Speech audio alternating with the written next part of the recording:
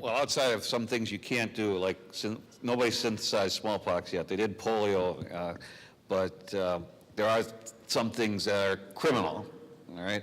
And these companies now have, it's very bizarre, they have like no-fly lists. They have a list of people that they won't sell things to, but obviously not everybody's on that list. That's kind of a silly idea, and the companies think it's a silly idea too, although they go along with that. But right now it is very informal, and that's a challenge. How are you going to regulate? It's a real challenge. I mean, how are you going to regulate this?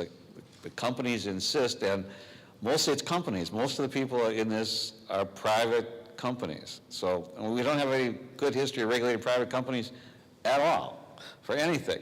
And the other people heavily involved in it is DARPA and the military, and nobody regulates them.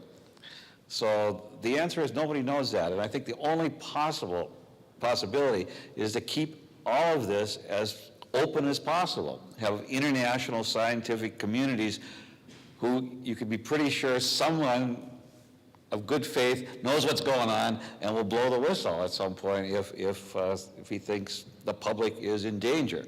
And that's really the issue, is endangering the public, endangering people, well, endangering the scientists themselves, but theoretically they could take care of themselves, endangering the public.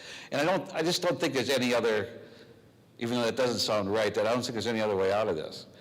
Because you're not going to appoint some biology czar to review every protocol that comes along. It's ridiculous. You can't even think of how that might even be done. You know, even 1,000 of them, or 10,000 of them, or 100,000 of them.